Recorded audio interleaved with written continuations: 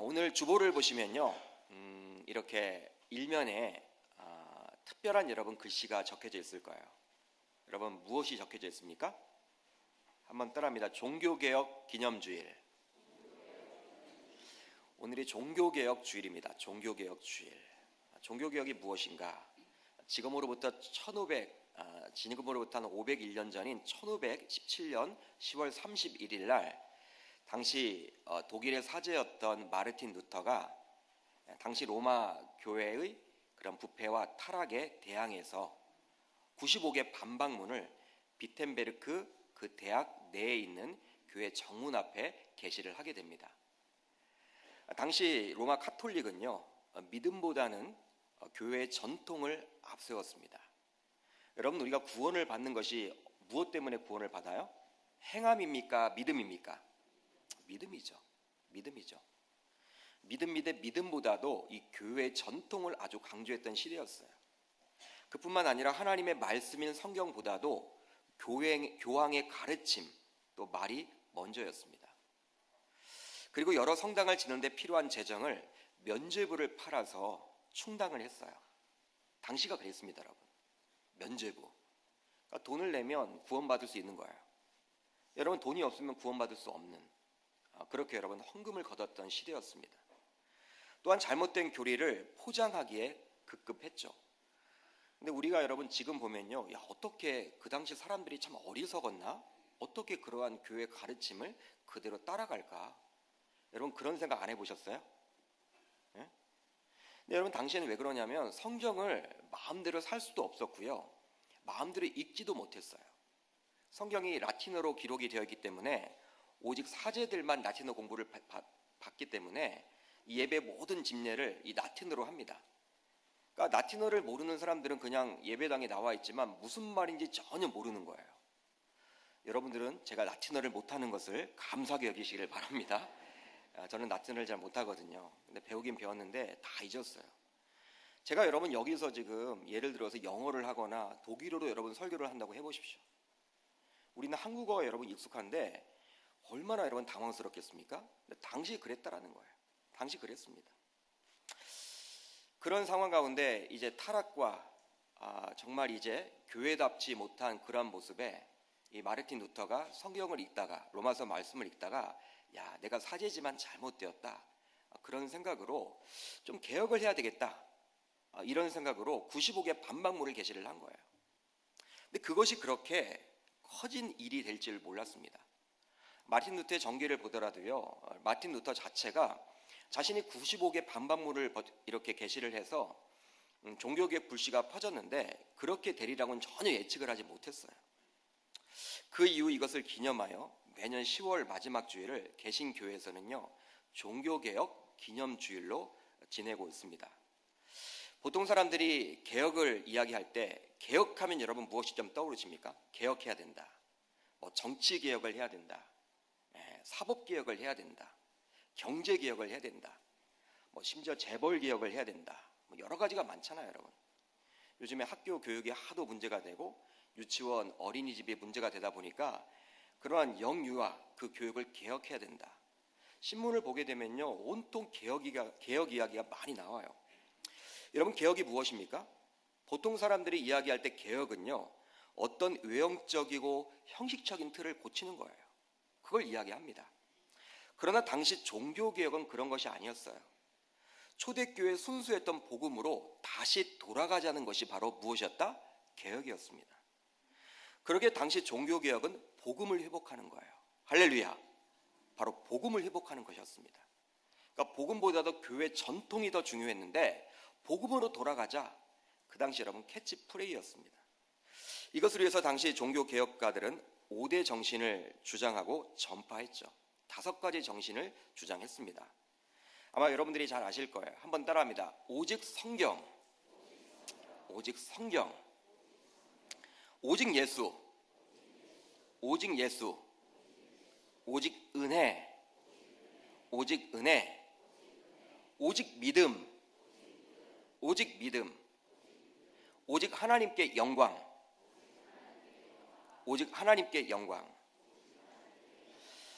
그런데 이러한 다섯 가지 정신은요, 지금도 한국교회 안에서 꼭 회복되어야 될 정신이라고 저는 생각을 합니다. 여러분, 필요해요. 지금도 한 500년이 흐르다 보니까 한국교회 안에도 이러한 개혁이 다시 한번 일어나야 되지 않을까, 복음으로 돌아가야 되지 않을까, 저는 그런 생각을 해봅니다. 오직 성경 이야기를 합니다. 교회 내에서 오직 믿음 이야기를 해요. 우리도 은혜를 사모하자라고 이렇게 현수막에 걸고 은혜 이야기를 자주 한국교회에서도 이야기를 합니다. 그리고 믿음이 여러분 중요하다고 해서 믿음 이야기도 하죠. 강조를 하죠. 그리고 모든 것을 할 때는 하나님께 영광을 돌려야 돼, 이런 이야기 여러분 들어보셨을 거예요. 그런 이야기 많이 해요. 그런데 이러한 정신을 주장하고 동의는 하면서도 실제로는 성도들이 그렇게 살도록 가리키지 못했던 여러분 그 모습이 한국교회에 남아있다라는 거예요. 한국교회를 바라보면서 여러분 어떤 마음이 좀 드십니까? 좀 변질되지 않았나? 존 칼빈이나 마틴 루터에서 시작된 종교개혁, 초대교회로 돌아가자. 사도행전을 보게 되면 초대교회가 얼마나 여러분들 이렇게 좋았습니까? 하나님 말씀대로 움직였습니까? 성령의 역사가 있었습니까? 그리스도가 다스리는 통치권이 있지 않았습니까? 근데 그러한 모습이 한국교회 안에서 점점 사라지고 있지 않나, 저는 그렇게 개인적으로 생각을 해봐요. 여러분, 이 다섯 가지가 다 중요하지만 저는 개인적으로 또 오직 믿음, 이 부분이 중요하기 때문에 우리는 지난 2주 동안 오직 믿음이 중요하기 때문에 참된 믿음이 무엇인가, 이러한 주제로 계속 말씀을 전하고 있습니다. 오늘은 참된 믿음에 대해서 살펴보는 세 번째 시간인데요, 한번 따라합니다. 증인의 삶으로 증명됩니다. 이러한 제목으로 좀 은혜를 나누고자 해요. 오늘 본문 1장 8절을 한번 우리가 같이 읽어보도록 하겠습니다. 사도행전 1장 8절입니다. 시작. 오직 성령이 너에게 임하시면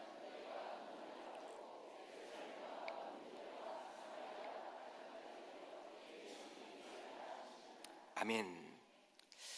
여러분, 오직 성령이 너에게 임하시면 너희가 권능을 받고 예루살렘과 온 유대와 사마리아와 땅끝까지 이르러 내 증인이 되리라 하시니라. 할렐루야. 여러분, 이 말씀을 보게 되면요, 오직 성령이 임하시면으로 시작을 합니다. 근데 원어를 보게 되면요, 이 오직 앞에 어떤 단어가 있냐면 그러나, 그런 단어가 있어요. 그러나, 반전이죠. 그러니까 사도행전 1장을 보게 되면요, 1절부터 7절까지의 내용 중요합니다. 아주 중요해요. 그런데 그러나 오직 성령이 너에게 임하시면, 이것은 무엇이냐면요, 강조하고 있는 거예요. 그러나 오직 성령이 필요하다는 것입니까? 필요하지 않다는 거예요? 필요함을 이야기해주고 있는 것이죠. 그렇다면 여러분, 이 본문을 어떻게 봐야만 할까요? 짧은 본문, 우리에게 익숙한 이 본문을 우리는 어떻게 우리가 연구하고 살펴봐야 할까요? 예수 그리스도께서 부활 후 40일 동안 제자들에게 보이신 후에 승천하시면서 마지막으로 제자들에게 하신 말씀이 바로 우리가 읽었던 오직 성령이 임하시면, 이 내용이에요. 1장 8절의 내용이죠. 그렇기 때문에 보통 사람들은 가리켜서 1장 8절의 내용을 지상명령이다. 아마 여러분 많이 들어보셨을 거예요. 지상명령이다. 그러니까 예수님이 40일 동안 있으시면서 마지막으로 내뱉은 말이 무엇이다? 1장 8절의 말씀이란 거예요. 그러니까 지상에서 썼던 명령이다. 마지막 명령이다. 지상명령으로서 이 땅에서 하신 마지막 말이기 때문에 보통 유언과도 같은 중요한 말씀이라고 볼 수 있겠죠. 예수님에게 있어서 얼마나 중요한 말이겠습니까, 여러분? 여러분 할 말이 많을 거 아니에요. 예수님께서 이제 40일 동안 이 땅에 있으시면서 하늘나라로 올라가시는데, 이제 승천을 하시면서 이제 제자들에게 주신 말씀이기 때문에 하고자 하는 말이 얼마나 많겠습니까? 만약에 여러분들이 오늘 밤 죽는다고 한다면, 만약입니다. 오해 없으시길 바라요, 여러분들. 만약에 내가 오늘 죽게 된다. 여러분 오후를 어떻게 보내시겠습니까? 오후를 어떻게 보내시겠어요? 아들, 딸들을 다 불러 모아놓고, 지인들을 불러 모아놓고 어떤 여러분 말을 하겠어요? 여러분 중요한 말을 할 거 아닙니까? 당부의 말을 할 거 아니에요. 꼭 필요한 말을 하고 싶을 거 아니에요. 그러니까 예수님께서도 사랑하는 제자들이기 때문에 하늘나라 올라가시면서 이렇게 마지막으로 주신 말씀이기 때문에 1장 8절의 이 말씀은요, 정말 중요한 말이에요.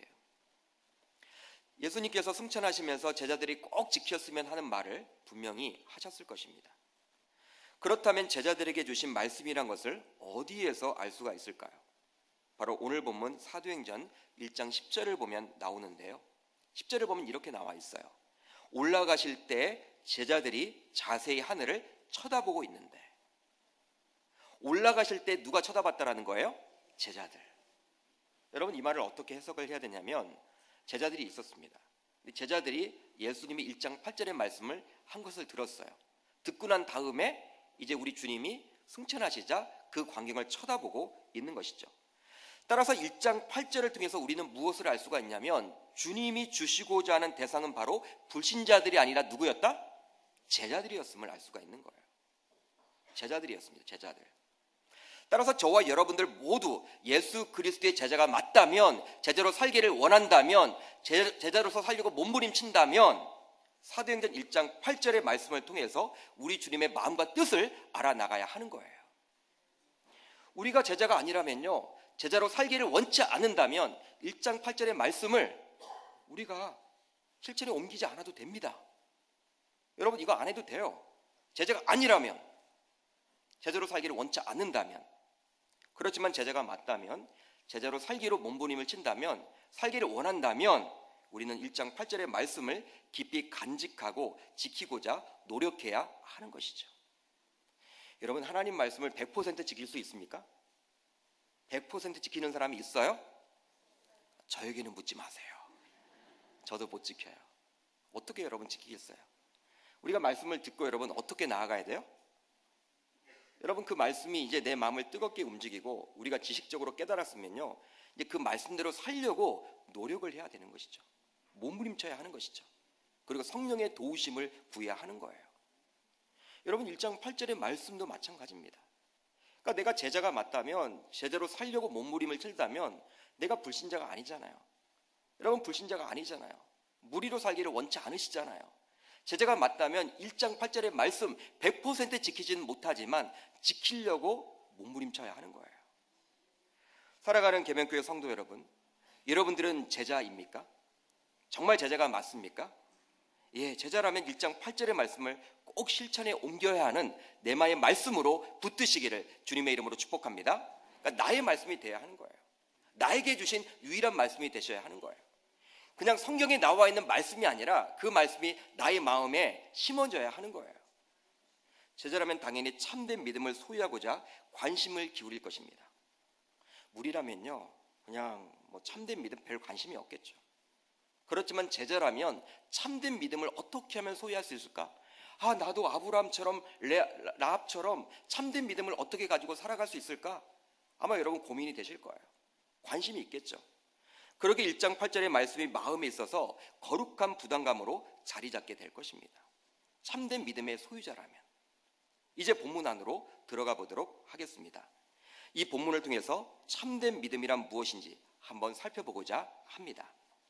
먼저 참된 믿음의 소유자는 반드시 예수 그리스도의 증인이어야 합니다. 사도행전 1장 8절 하반절을 보면요, 이렇게 나와 있어요. 내 증인이 되리라 하시니라. 할렐루야. 내 증인이란 단어가 나와요. 바로 누구의 증인이 되라고 이야기를 하는 것입니까? 예수님께서 나의 증인, 바로 예수님의 증인이 되라고 예수께서 이야기를 하고 있는 거예요. 그렇다면 증인은 뭐 하는 사람일까요? 여러분, 이제 우리가 법원에 가게 되면 재판을 받게 되죠. 재판을 받을 때 증인 이렇게 부르는 경우들이 있습니다. 국정감사 이렇게 국회에 들어가서 증인을 세울 수도 있어요. 청문회 같은 거 할 때. 아마 여러분들이 보셨을 거예요. 언론을 통해서, TV를 통해서. 여러분, 증인은 뭐 하는 사람이에요? 목격자죠. 목격자입니다. 본 사람이에요. 그러니까 자신의 눈으로 살펴본 자를 이야기합니다. 그러게 체험 경험을 한 자를 말하죠. 여러분, 재판을 할 때도요, 증인이 있으면요, 본 사람이 있으면요, 그 사람 때문에 재판이 뒤집어지는 경우들이 많이 있어요. 항상 어떤 사고가 날 때도요, 이 여러분 증인을 여러분 구하는 게 중요하잖아요. 지금은 이 블랙박스가 있어서 교통사고가 날 때도 대부분 우리나라 보급률이 여러분 엄청나기 때문에 이 블랙박스에 의존을 많이 하잖아요. 근데 불과 10년 전만 하더라도요, 교통사고가 나게 되면요, 항상 여러분 무엇이 중요해요? 이 본 사람이 있는지, 증인, 뺑소니가 있느냐. 여러분 새벽에 여러분 뺑소니 사고를 당했어도요, 나중에 여러분 거의 밝혀지는 게 요즘에 CCTV 때문에 아니면 블랙박스 때문에 이게 밝혀지게 되는 거예요. 그 블랙박스 CCTV가 어떤 역할을 하는 거예요? 증인 역할을 하는 것이죠. 그렇게 증인은 무엇이냐면 체험, 경험한 자를 이야기하는 겁니다. 그렇습니다. 우리 주님께서는 승천하시기 전 바로 자신의 제자들에게 증인이 되라고 이야기를 하고 있어요. 이것은 무엇일까요? 바로 체험하라는 것이죠. 체험해라. 증인, 즉 목격자가 되려면 눈으로 봐야 하기 때문이죠. 승천하시기 전 자신의 제자들에게 주신 말씀입니다. 바로 주님은 자신의 제자들이라면 체험적인 신앙을 가져야 함을 이야기하고 있는 거예요. 사랑하는 성도 여러분, 기독교 신앙은 체험적인 신앙이 되어야 함을 여러분 믿으시길 바라요. 단순히 교회에 출석하기만 한다고 해서 체험적인 신앙을 가지고 있는 것은 아닙니다. 물론 저는 여러분들이 이 주일 성수하는 것들을 아주 귀하게 여기고 이것은 여러분 정말 중요한 거예요. 주일 성수 10계명에도 나와 있죠. 안식일을 거룩하게 지키라. 그렇지만 여러분 이것만으로 만족해서는 안 됨을 우리가 알 수 있는 거예요.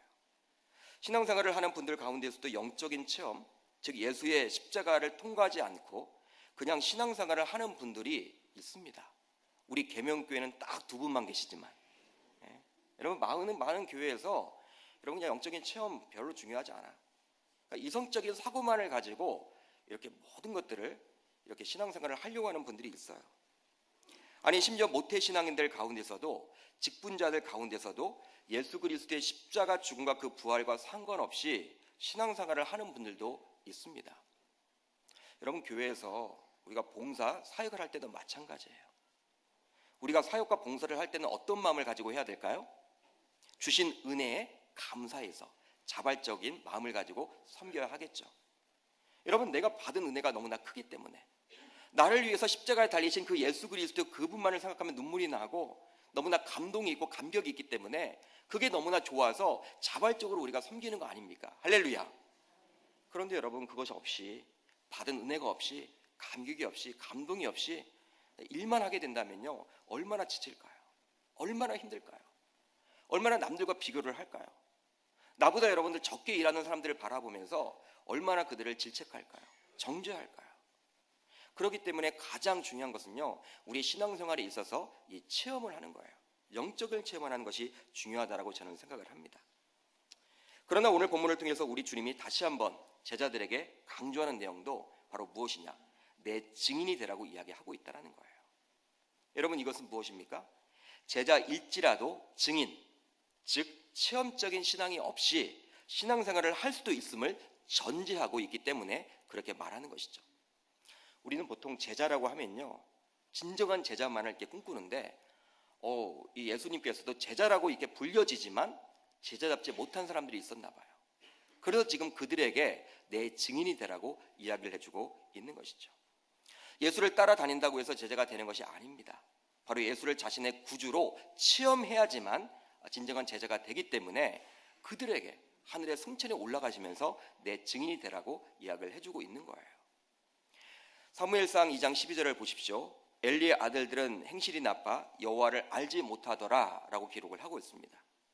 엘리의 2 아들인 홈리와 비느하스 이야기인데요. 여러분 그 엘리의 2 아들이었던 홈리와 비느하스는 아버지 엘리의 뒤를 이어서 제사장들이었어요. 제사장이었습니다. 그걸 어떻게 알 수 있냐면 다음 절인 13절을 보면 그 제사장들이라고 시작을 해요.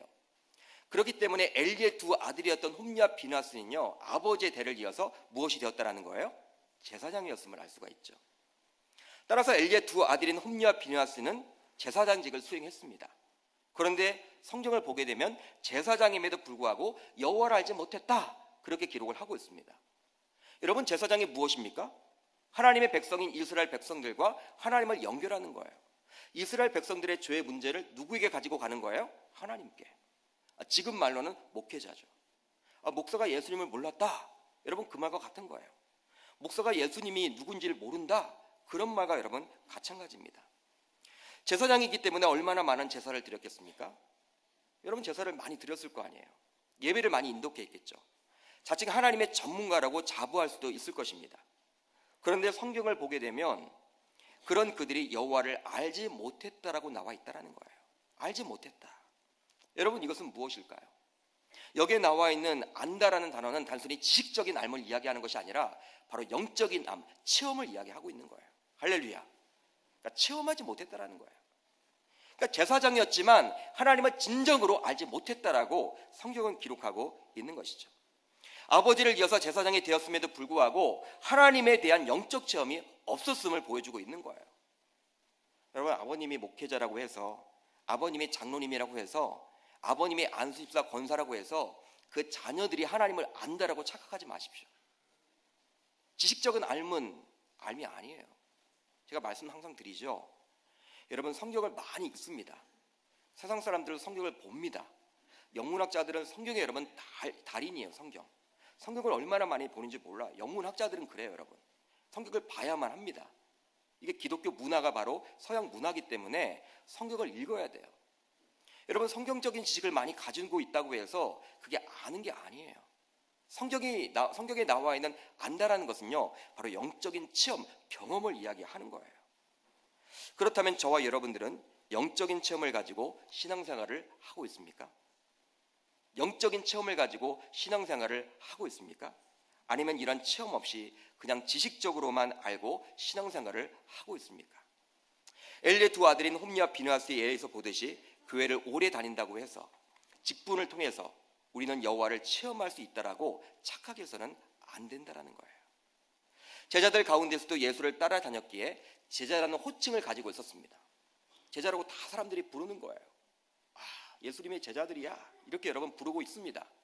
그럼에도 불구하고 아직도 진정 주님이 원하는 제자가 아니라 무리이면서도 제자인 척 하는 분들이 있을 수 있기 때문에 주님은 오늘 본문 사도행전 1장 8절을 통해서 제자라면 반드시 증인으로 살아야 한다라고 우리에게 이야기를 해주고 있는 거예요.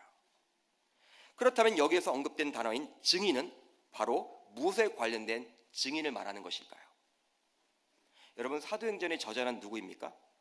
물론 원 저자는 하나님이시지만 누가 기록을 했어요? 누가죠. 누가 기록을 했어요? 누가죠. 누가가 여러분 기록을 했어요. 여러분, 저자인 누가는 누가복음 24장 46절로 48절을 보면요, 이 부분에 대해서 명확하게 이야기를 하고 있어요. 우리 같이 한번 읽어보시면 좋을 것 같아요. 자막을 통해서 시작. 이같이 그리스도가 고난을 받고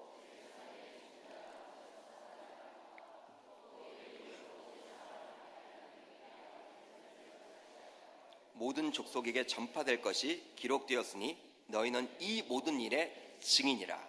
아멘. 명확하게 나와 있죠. 명확하게 나와 있습니다. 여러분, 증인이라고 나와 있어요. 모든 일의 증인이다.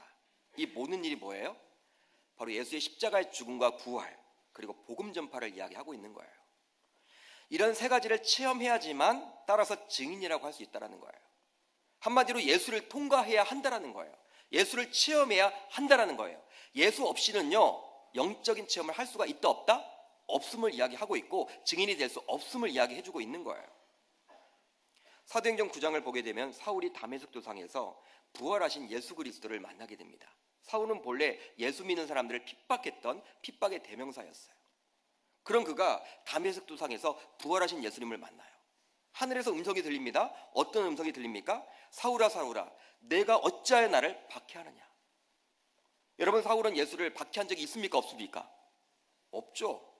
예수를 직접 박해한 적은 없어요. 예수 믿는 사람들을 박해했지. 하늘에서는 어떻게 이야기를 하고 있어요? 들려지는 게 사울아 사울아, 내가 어찌하여 나를 박해하느냐. 나를 박해하느냐. 나를 왜 핍박하느냐. 이렇게 이야기를 해요. 바로 영적 체험이죠. 깜짝 놀랐어요. 사울은 이제 바울이 되는 순간이에요. 깜짝 놀랐습니다. 자신은 예수를 본 적도 없고 만난 적도 없고 이미 돌아가셨기 때문에, 죽었기 때문에 그냥 그냥 하나의 선지자가 죽었다라고 취급을 했는데, 그래서 그리스도인들이 꼴도 보기 싫어서 그들을 핍박했는데 하늘에서는 지금 자신을 핍박했다라고 이야기를 하고 있으니 난리가 난 거예요. 하나님이 왜 나를 핍박하냐고 막 이야기를 하니까 사울이 뒤집어지게 된 거예요. 이런 영적 체험 후 그는 완전히 180도 달라진 인생을 살게 되죠. 여러분, 이러한 영적 체험이 저와 여러분들에게 있기를 바랍니다. 이런 영적 체험이 있어야지만 예수를 전할 수 있는 거예요. 자신 있게 말할 수가 있습니다. 영적 체험이 없으면요, 예수를 전해도 자신이 없게 돼요. 확신이 없게 돼요. 이런 확신 없는 사람의 전도를 어느 누가 듣고 받아들여서 교회에 나올 수가 있겠습니까? 따라서 가장 중요한 것은 예수 그리스도의 참된 제자라면, 참된 믿음의 소유자라면 이런 영적 체험이 반드시 있어야 하는 거예요. 할렐루야. 가장 중요한 거예요. 이것을 알기에 주님께서는 승천하시면서 자신의 제자들에게 내 증인이 되라고 이야기를 하고 있는 거예요. 내 목격자가 좀 되어서 복음 전하면 좋겠다. 그 이야기를 지금 해주고 있는 거예요. 이 자리에 나와서 예배하는 저와 여러분들 모두 예수 그리스도의 제자로서 살아가기를 원한다면, 참된 믿음의 소유자로서 살아가기를 원한다면, 그리고 참된 믿음의 소유자로서 확신 있게 이 땅에서 승리하며 살기를 원한다면 예수 그리스도의 참 증인으로 모두 사실 수 있기를 주의 이름으로 축복합니다. 다음으로 성령이 주신 목적은 증인의 삶을 살도록 하기 위함이에요. 본문 1장 8절 상반절을 보면 이렇게 나와 있죠. 오직 성령이 너에게 임하시면. 이러한 구절에 여러분 우리가 집중을 해야 됩니다. 우리 주님은 승천하시면서 자신의 증인이 되라고 이야기를 하고 있어요. 자신의 증인이 되면 좋겠다. 근데 전제 조건을 지금 달고 있어요. 무엇입니까? 한번 따라합니다. 오직 성령이 너희에게 임하시면. 여러분, 이것은 무엇이에요? 성령이 임해야지만 증인이 될 수 있다 없다? 있다라는 거예요. 그러니까 성령이 임하지 않으면 증인이 될 수 없다라는 거예요. 사랑하는 성도 여러분, 보통 성도들이 왜 성령을 받으려고 합니까? 왜 성령 충만하려고 해요? 성령을 통해서 자신의 문제를 해결함 받기 위함이 대부분이에요. 예를 들어서 자신의 지병도 고침을 받고 자신의 어려운 환경에서 벗어나기 위해서 이렇게 성령을 받으려고 합니다. 그러나 오늘 본문을 자세히 보시면 우리 주님께서 성령을 주신 목적은 바로 예수 그리스도의 증인의 삶을 살도록 하기 위함임을 알 수가 있는 거예요. 즉 복음을 전하기 위한 목적에서 우리에게 성령을 주셨음을 알 수가 있는 것이죠. 여러분, 복음 전하는 것이 쉬운 일일까요? 어려운 일일까요? 결코 쉽지 않죠. 특별히 가족 전도는, 가족들에게 이 복음을 전하는 것은요 굉장히 어렵습니다. 그러니까 가까운 사람일수록 더 어려워요. 잘 모르는 사람들은 나가서 전도를 하는 분들도 가족 전도는 만만치가 않아요. 또 친구 전도는 만만치가 않아요. 그러기에 우리 주님께서는 복음을 전하는 도구로 성령을 주시고 있는 거예요. 그러기에 지금도 선교지에 가면요 많은 기적과 이적이 나타나는 거예요. 여러분, 우리가 평상시에는 여러분 신유은사, 이런 성령의 역사가 잘 나타나지 않았던 그런 자들도 기도했는데 별 것이 없었거든요. 근데 그런 분들이 가서 손을 얹고 기도해도 병이 나아요. 전 그걸 봤어요. 여러분들, 권사님이 여러분들 기도를 하시니까 그냥 일반적인 권사님이야. 여기 계신 권사님들과 동일해요. 여러분들, 평범한 권사님인데 한국에서는 그러한 사건이 안 나타났는데 제 눈으로 직접 봤어요. 병이 낫는 거 있죠. 제가 한 분의 목사님에게 들었던 이야기인데요, 자신이 사역했던 교회에 침수를 잘 놓는 분이 있더랍니다. 침술. 이분이 여러분 침수를 잘 놓으니까 또 이분은 침수를 여러분 막 놓고 싶은 거예요. 그런데 사람들이 다 이분을 피해. 왜냐하면 침수를 아프게 놓으니까. 또 아프게 놓고 잘 낫지도 않아. 그러면서 자꾸 마루타가 되기 싫으니까 자꾸 피해 다니는 거예요. 예? 한 번만 내가 침수 한번 놓겠다고 하니까 막 피해 다녀요, 사람들이. 근데 이 목사님이 간증하기를 선교지를 가기만 하면 이분이 그렇게 완전히 화타가 된다라는 거예요. 화타처럼 여러분들 병을 잘 고친대요. 줄을 쓴대요. 여러분들, 그 마을에 가면요, 인도네시아 이런 마을에 가면, 동남아에 가게 되면 여러분 뭡니까? 이분은 기도하는 분이거든요. 한국에서는 여러분 그런 역사가 나타나지 않았는데 이런 동남아에 가면 여러분 나타나는 것이 바로 뭐예요? 성령의 역사죠. 하나님이 하시는 거죠. 평소 예배를 통해서 주님의 임재를 경험하지 못했던 분들도 선교지에 가서 예배를 하게 되면요, 선교지에서 예배할 때는 별거 없잖아요. 우리처럼 이렇게 좋은 예배당이 있는 것도 아니고 음향 시스템이 있는 것도 아니고 저처럼 인물이 반듯한 사람이 설교하는 것도 아니고, 그렇게 해도 여러분 성령의 역사가 나타난다니까요. 막 뜨거워져요, 여러분 마음에. 저도 여러분 그걸 경험했어요. 비가 새요, 여러분들. 비가 내리는 곳에서도 여러분 비를 맞으면서도 여러분 예배하는데도 하나님의 임재하심이 막 느껴지는 거예요. 왜 그럴까요? 이런 성령의 능력이 그런 곳에서는 나타나지 않으면요, 그 선교지에 있는 사람들이 복음을 받아들이지 않기 때문에 그리 하는 거예요. 하나님이 그렇게 역사하는 거예요. 우리나라도 마찬가지였죠. 초창기 선교사님들이 이렇게 기록을 많이 해놓으셨습니다. 근데 가는 곳마다 놀라운 기적과적이 나타나. 자신이 미국에서 영국에서 사역을 할 때는 병도 고치지 못하고 했던 사람이었는데 이 조선 땅에 오니까 막 병도 낫고 귀신도 쫓아내고 막 그런 역사를 적어놨어요. 여러분들 책들을 보면. 여러분 이런 것들이 왜 일어날까요? 초창기에. 여러분 그 당시 병원도 없었습니다. 있다고 해도 아무나 갈 수 없었던 형편이기 때문에 우리 주님께서는 불쌍히 여겨서 고쳐주신 것이죠. 여러분 그러나 지금은 어때요? 병원이 많아요, 적어요? 너무 많죠, 여러분들. 많아요. 그리고 복음 전도자들도 그 당시보다는 훨씬 많이 있습니다. 그러니 그 당시보다 기적과 기적이 덜 나타나는 것뿐이에요. 그러나 분명한 것은 지금도 복음을 전하기 위한 목적을 가지고 여러분 살아간다면 성령의 역사는 나타나는 거예요. 따라서 저와 여러분들 모두 성령의 역사를 경험하기를 원한다면, 성령 충만하기를 원한다면 여러분 무엇을 하시면 됩니까? 선교지를 가보시면 될 거고요. 전도 현장에 나가보시면 그걸 체험하게 되는 거예요. 그렇습니다. 복음 전파를 위해서 성령을 주셨다라는 영적 원리를 아는 자들은 그러기에 매년 선교를 가게 됩니다.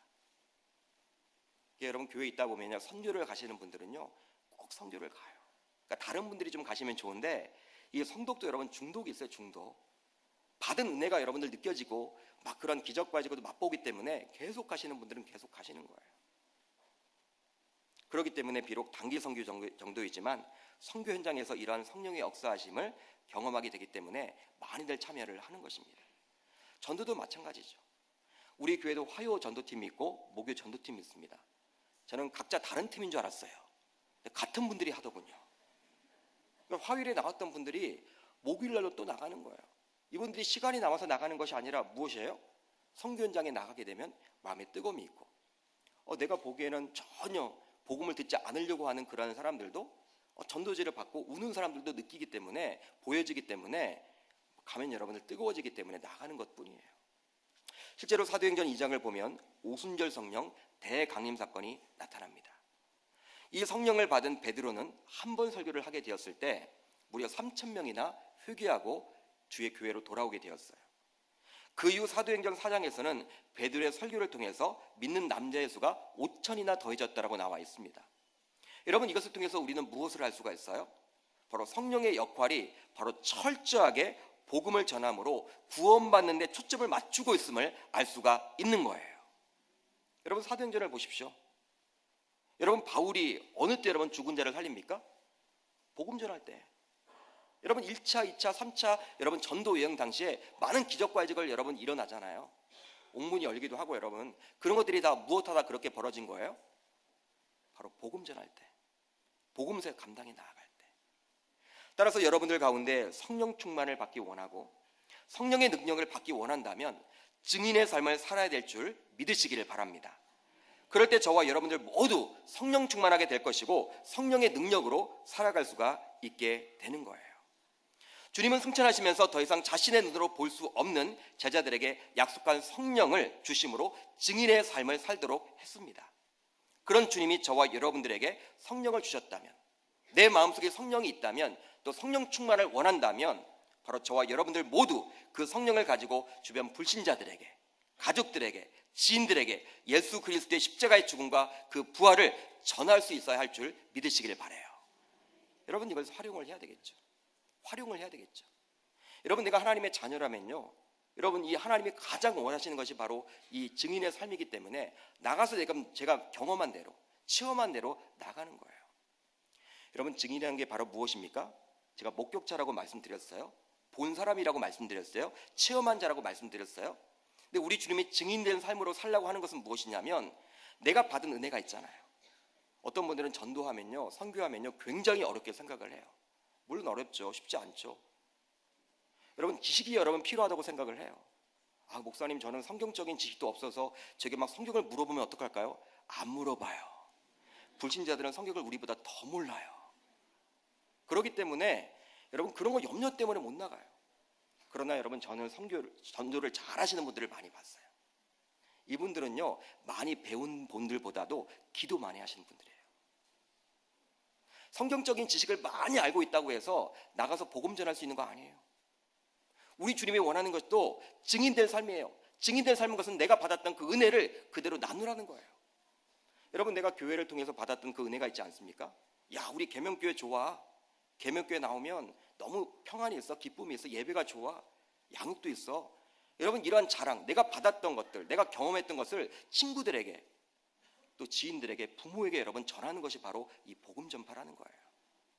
여러분, 이것은 지식이 있다고 해서 할 수 있는 게 아니죠. 지식이 있다고 할 수 있는 게 아니에요. 저와 여러분들 복음을 전할 수 있는 증인의 삶으로 살아갈 수 있기를 주님의 이름으로 축복합니다. 마지막으로 내 힘이 아닌 성령의 힘으로만 증인의 삶을 살아갈 수가 있습니다. 본문 1장 8절 중반절을 보면요, 이렇게 나와 있어요. 너희가 권능을 받고. 여러분, 권능이라고는 단어가 나와 있습니다. 권능은 무엇입니까? 파워예요. 파워. 힘을 이야기합니다. 그러니까 힘을 받고, 힘을 가지고, 그런 뜻이에요. 너희가 힘을 받아서, 그런 뜻이에요. 즉 성령의 능력으로 증인의 삶을 살아갈 수가 있으려면 무엇이 필요하다는 거예요? 권능이 필요하다는 거예요. 권능.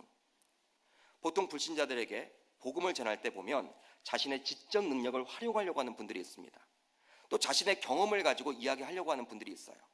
자신의 언변으로 접근을 하려고 하는 분들이 있습니다. 그러나 오늘 본문 1장 8절을 통해서 볼 때 우리 주님께서는 증인의 삶을 살기 위해서는 반드시 성령의 능력을 받아야지만 가능함을 이야기해주고 있는 거예요. 그렇게 전도할 때 우리는 두려워할 필요가 없어요. 두려워할 필요가 없습니다. 내 능력으로 하려면 두렵죠, 여러분. 내가 어떻게 설득을 합니까? 내가 배운 것도 없는데, 나보다 말 잘하는 사람도 많은데, 나보다 성경적인 지식을 가지고 있는 사람도 많은데. 그렇지만 우리 주님이 도와주세요. 그게 바로 성령의 능력입니다. 권능이죠. 파워죠. 만왕의 왕이신 창조주 여호와 하나님이 능력이 나타난다면 우리는 결코 두려워할 필요가 없는 거예요. 사랑하는 성도 여러분, 우리 주님께서는 예수의 증인으로 살아가도록 제자들에게 권면하면서 이러한 성령의 능력을 부어주신 거예요. 그냥 맨 땅에 헤딩하라고 하지 않습니다. 왜냐하면 증인의 삶으로 살아가는 것이 결코 쉽지 않기 때문에. 그러기에 사도행전 1장 4절을 보면요, 이렇게 제자들에게 이야기를 하고 있어요. 우리 같이 한번 읽어보도록 합니다. 시작. 예루살렘을 떠나지 말고 내게서 들은 바 아버지께서 약속하신 것을 기다리라. 제자들에게 무작정 떠나지 말라고 이야기를 합니다. 떠나지 말라고 해요. 무엇을 받고 가라는 거예요? 성령을 받고, 성령의 능력을 가지고 떠나라는 거예요. 그렇다면 성도 여러분, 예수님께서는 왜 기다려서 성령의 능력을 받고 떠나 증인된 삶을 살아가라고 이야기를 합니까? 바로 복음을 전하는 것, 곧 증인된 삶을 살아가는 것은 영적 전쟁이기 때문에 그리 하는 거예요. 영적인 전쟁이에요. 복음을 전하는 것을 우리 주님이 가장 기뻐하시죠. 가장 기뻐하십니다. 하늘의 상급도 가장 큽니다. 여러분, 저는 이제 말씀을 가지고 복음을 전하고 있죠. 행동으로 옮길 사람도 필요해요. 나가는 사람들도 필요합니다. 여러분, 가장 하나님이 기뻐하시는 일이 바로 이 전도예요. 전도 사역이에요. 그렇다면 누가 여러분 가장 싫어하고 긴장하겠습니까? 사단 마귀겠죠. 그렇게 전도하는 곳에는 방해가 있어요, 없어요? 회방이 있습니까, 없습니까? 있어요. 제가 부목사 때 일주일에 한 번씩은 이렇게 되도록이면 전도 현장에 나가봤습니다. 항상 여러분들 그 테이블 전도를 했어요. 놓고 10년 이상을 여러분 진행했던 곳이었어요, 우리 교구가. 그런데 여러분 잘 이렇게 하다 보면요, 꼭 여러분 이단 사이비들이 와서 막 회방을 놔요. 어떤 사람들은 물을 막 뿌려버려요. 우리 종이컵을 막 다 가져가 버려. 어떨 때는 여러분 그런 때도 있어요. 막 화를 돋구는 경우들이 있어요. 그때 여러분, 저는 교육자로서 화를 내지 말아라, 권사님 싸우지 말아라, 싸우면 우리가 지는 거다. 우리가 여러분 다른 장소로 옮겼어요. 또 따라와요. 여러분, 그런 일들이 여러분 얼마나 많은지 몰라요. 평소에 온순해 보였던 분들도 이 복음을 전하면 막 여러분 화를 내는 경우들도 우리 주변에 얼마나 많은지 몰라요. 해방하고 방해하고 핍박하고 욕을 해대는 사람들도 있고, 뭐 교회가 왜 그러느냐, 뭐 다른 교회 이야기를 우리 교회에 막 여러분 접목해서 막 이야기하는 경우들도 있고, 여러분 그런 경우들은요 막 우리가 힘들어요. 여러분 그런 경우를 당할 때는요, 이게 하나님이 기뻐하시는 일이기 때문에 우리가 핍박을 당하는구나 여러분 느끼셔야 하는 거예요. 바로 영적 전쟁이기 때문에 그리 하는 것이죠. 따라서 우리 주님께서는 아무리 자신의 제자라고 하지만 영적으로 무장해서, 즉 성령의 능력을 가지고 나가도록 이야기를 해주고 있는 것입니다. 에베소서 6장 12절을 보면 우리의 씨름은 혈과 육을 상대하는 것이 아니요 통치자들과 권세들과 이 어둠의 세상 주관자들과 하늘에 있는 악의 영들을 상대함이라. 할렐루야. 그러니까 눈에 보이는 게 다가 아니라는 거예요. 눈에 보이지 않지만 영적인 지금 싸움이 벌어지고 있다는 거예요. 여러분, 영적인 싸움이 지금도 일어납니다. 눈에 보이는 것이 전부가 아니라 눈에 보이지 않은 영적 경쟁이 있음을 이야기해주고 있는 것이죠. 그렇게 주님은 에베소서 6장 13절을 통해서 저와 여러분들에게 권면을 합니다. 우리 한번 같이 읽어봅니다. 시작. 그러므로 하나님의 전신갑주를 취하라. 이는 악한 날에 너희가 능히 대적하고 모든 일을 행한 후에 서기 위함이라. 바로 하나님의 전신갑주를 취해야 하는 것이죠. 따라서 전도를 하거나 선교하려면 먼저 영적 무장을 해야 하는 거예요. 영적 무장을 해야 되는 거예요. 여러분, 전도하기를 원하십니까? 복음의 증인으로 살기를 원하십니까? 2달밖에 남지 않았는데 2018년도가 다 지나가기 전에 내가 참된 믿음의 소유자로서 한번 사람들에게 증인의 삶으로 살기를 원하십니까? 그렇다면 우리는요, 무장해야 하는 거예요. 어떤 무장? 영적인 무장. 말씀과 기도로. 여러분, 교회에서는 왜 기도의 11조를 강조를 합니까? 금요성령 집회를 강조를 합니까? 영적으로 무장하는 충전소이기 때문에. 우리가 여러분 기름이 떨어지면요, 아무리 좋은 세단을 타고 가더라도 가지를 못해요. 밀고 가야 하는 거예요, 여러분들. 여러분, 바로 금요성령 집회나 기도의 11조가 바로 무엇이냐면 이 충전소예요. 영적인 충전소. 아무리 여러분 우리가 학적으로 여러분 뛰어나고 아무리 우리가 지식으로 많이 알고 있어도 이 충전을 하지 않으면요, 우리가 지칠 수밖에 없고 힘을 얻을 수가 없어. 자동차가 멈춰 선대니까요. 그러니까 우리도 사역에 지칠 수밖에 없는 거예요. 따라서 우리가 모두 전도자로 살기를 원하고 또 선교하기를 원한다면, 정말 주님의 뜻대로 살기를 원한다면, 그래서 증인의 삶으로 살기를 원한다면 우리들은 바로 영적인 충전소인 이곳에 나와서 기도와 말씀으로 무장해야 하는 것이죠. 왜요? 성령의 능력으로 무장하지 않고서는 영적 전쟁에서 승리할 수 없기 때문에. 이제 말씀을 정리합니다. 이 예배당에 나와서 예배하는 저와 여러분들이 무리가 아니라 제자로서 살아가기를 원한다면, 즉 참된 믿음의 소유자로서 살아가기를 원한다면 우리는 다음에 세 가지를 이해해야 합니다. 먼저 참된 믿음의 소유자는 반드시 예수 그리스도의 증인으로 살아가야 한다. 다음으로 성령을 주신 목적은 증인의 삶을 살도록 하기 위함이다. 마지막, 내 힘이 아닌 성령의 힘으로만 증인의 삶을 살아갈 수가 있다. 여러분, 참된 믿음의 소유자는요, 말을 하고 싶어요. 어떤 말을 하고 싶어요? 내 안에 있는 이 예수를 전하고 싶어요. 여러분, 내 입을 열어서 예수를 전함으로 말미암아 참된 믿음의 소유자로서 살아갈 수 있기를, 주님의 인정을 받는 저와 여러분들이 될 수 있기를 주의 이름으로 축복합니다. 세상에 여러분들 좋은 음식점 가잖아요. 가성비가 좋은 음식점에 가서 밥을 먹어요. 맛있게 여러분 짜장면을 먹었어요. 값싸게 먹었어요. 그 집 너무 맛있어요. 말을 합니까, 안 합니까? 남편에게 말을 해요, 안 해요? 말을 하지 않으면 질이 아주 나쁘죠. 네? 말을 다 하죠, 여러분들. 내 안에 여러분들 복음이 있잖아요. 예수가 있잖아요. 교회가 있잖아요. 하나님 만났잖아요. 그걸 그대로 여러분 전하는 거예요. 그것이 바로 여러분 증인의 삶이에요. 증인으로 살기 위해서는요, 뭐 거창한 게 필요한 게 아니에요. 받은 은혜를 나누기만 하면 되는 거예요. 예수 만났더니 이렇게 좋아, 행복해. 나도 지금 위기야. 그러지만 내 얼굴을 봐, 기쁨이 있잖아. 우리 이 위기를 어떻게 극복할래? 우리 마음대로 안 되거든. 우리 교회 나와서 한번 예배당에서 참여하면 너무 좋을 것 같아. 이렇게 여러분 말을 던지는 것 자체가 바로 증인의 삶이에요. 우리 사랑하는 계명교회 성도님들이 그렇게 살아갈 수 있기를 주의 이름으로 축복합니다.